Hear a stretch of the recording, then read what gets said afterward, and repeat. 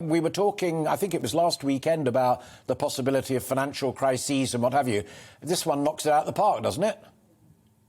Well, I think it's a very severe blow that he's just actually hit out against the social care sector, which in many ways demonstrates a complete lack of understanding of where we are with the social care sector and exactly with the workforce.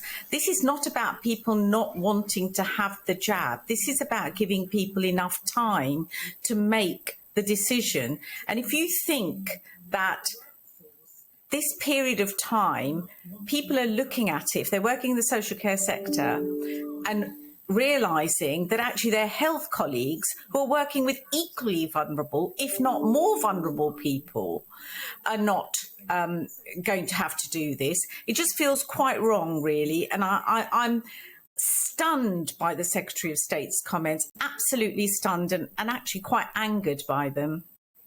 Let me turn it on its head slightly, because obviously he's not here, but we both heard what he had to say. If I was him, I'd say to you, what do you mean time? You've had ages. We've known that this is a problem. You've got a difficulty amongst some of your staff who are vaccine resistant for all sorts of reasons. I'm now facing the prospect of yet another wave of infections, some of which could still be very serious. Therefore, I am going to give a bit of smack of firm government. Make it work. That's your job. You're very professional and you're well paid to make it work. Are we well paid? I mean, I just wonder about that. So I'll put that one aside. But to make it work... Hang on a minute. Hang on. To be fair, I do take your point about low wages amongst care workers. But the people who run care homes, and if I may be so bold as to suggest you yourself, are not on poverty wages. Well, no, we may not be in poverty wages, but I have to say... So make it work. As a chairman, I'm a voluntary chairman. But let's just move this debate forward. When we look at the funding crisis, that is one part of it.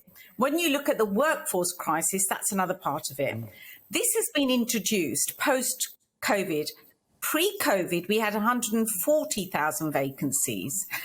That improved slightly through COVID when we had all the lockdowns and people were looking at roles.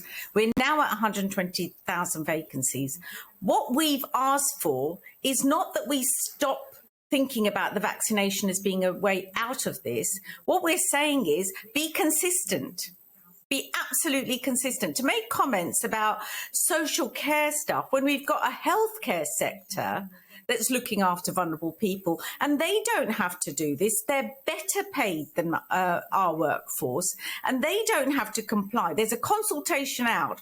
All we're saying is pause this for the minute and look at what that consultation brings out and then bring it in together, because we have lost staff to the healthcare sector.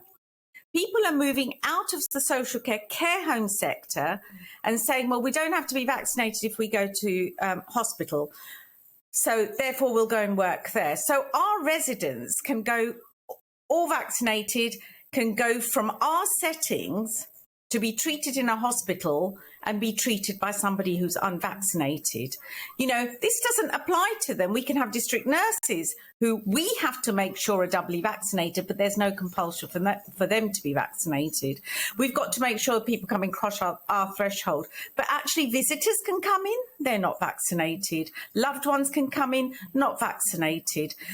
You know, people can be taken out for a meal and mixed with people who are not vaccinated. We understand our responsibilities, Alistair. We absolutely understand them. And we have fought for the people we care for ongoing since this COVID. I mean, it's been one of the worst times in our sector that I can ever tell you. In 40 years, it's the worst. Workforce issues are going to make us closed services. We've come through COVID. I've had providers saying to me, we've managed to come through COVID. We don't know how we did it, but we did it. But this, not having the staff to deliver the service, we're not going to survive. And is that what we want from the Secretary of State? When did he or someone senior from his department last talk to you? We're talking to them on a regular basis, on a daily basis, and we are saying exactly. So I had conversations yesterday. Now, did you know it was likely that he would say that today on the radio? No. I didn't So know. will you be on the phone to him and his team this afternoon saying, have you really thought this through? I've already sent messages to his team saying that I'm appalled by his comments. We will be issuing a press release shortly, once it's been approved by my board of directors, just to say that we are just completely taken aback. You know, we've had a tanker crisis and temporary visas have been put out there. We understand that. Nation needs fuel, all of that. We've got more vacancies than the tanker drivers. We've been calling out for an easing of the visa situation because we've not got staff. Domestic workforce is not coming forward to work in social care. And that is a challenge we face. We don't have a spine structure that takes in qualifications. We don't have one that we can match up to the funding regime so that we can pay the fairer wages that we want to pay. Most providers are paying much more than the minimum wage because we can't get the staff. Agencies are making additional money out of what they're doing because we're desperate for staff. So that's going to have a knock-on effect. Banks are starting to look at us, which was we were talking about last week, and say, you know, is this a sustainable operation? We've got everything. A perfect storm is the term that keeps being used, but that's where we are.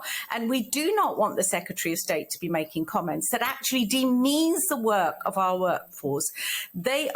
They're doing this day in, day out. When, you know, we're all sitting in our homes, they go in and they do the work. They should not be looking at a P45 because they still haven't just made their mind up.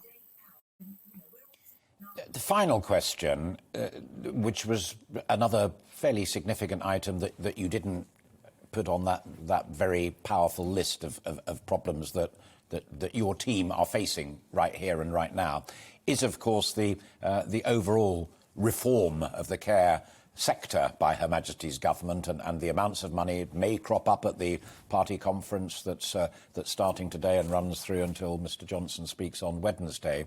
But when I was writing my notes before this interview, I wrote down quotes: challenges occasionally get kicked into the long grass. The long grass of reform is growing ever higher. Are you getting close to the point where you cannot see the light? Well, I think some providers are definitely seeing that. And I think the plan didn't bring us much hope because all it said was that there would be some consultations and we'd be looking at a plan. So actually, there was no plan for social care. And that's the reality. So if we are looking at something, we're looking at it in 2022, 23, when we start to move into this. And the funding that's been announced is pitiful, really, in the great scheme of things. So I'm hoping it's not going to be kicked into the long grass, but I am an optimist. I've tried to work every which way I can to continue to support progression, and reform is what we need. But what we've got on paper at the moment is not any sustainable form of reform. We've still got to think about that. And what we have is a recovery plan for the NHS. We want to support the NHS. Without us, they won't be able to discharge people out of hospital into our settings. And that's going to cause a problem as well. We're walking into the winter months with so much uncertainty. And if we don't have the workforce, we'll either reduce our beds in our care services or we'll have to close them. Of course, there's only one place where your residents can go. Absolutely. So the issue will go back to the NHS and the local authorities to deal with. And I think that's the bit that's missing in the thinking. I kind of feel that senior politicians who are making these comments have just not got the measure of this. If social care fails, and the people that we look after, if we fail them, they have nowhere else to go except within the health service. And is the health service able to cope with that? I don't think so. The work we do is extremely valuable. And I think the thing I'm finding the hardest this morning after hearing those comments is vulnerable people who might be listening to that and thinking about that and seeing people leaving that who've looked after them throughout this period, 10 years, 12 years, 14 years in business, in the sector, walking away. How will those vulnerable people be feeling? their partners and their sons and their daughters and the rest of it. Funnily enough, before you and I talked, exactly the thought that struck me at crack of dawn when I heard those comments. You keep in touch. At least the Secretary of State looks after care and health. So when you do eventually hear back from him or his lieutenants, you let us know and we'll talk again. I'm always delighted to chat to you, Nadra, here on the programme, and you keep in touch with us. Thank you very much indeed. Welcome to the GB News YouTube channel. You can watch us live 24 hours a day, catch up on your favourite shows and join in the conversation in the comments below. Don't forget to subscribe and you'll never miss any of our exclusive content.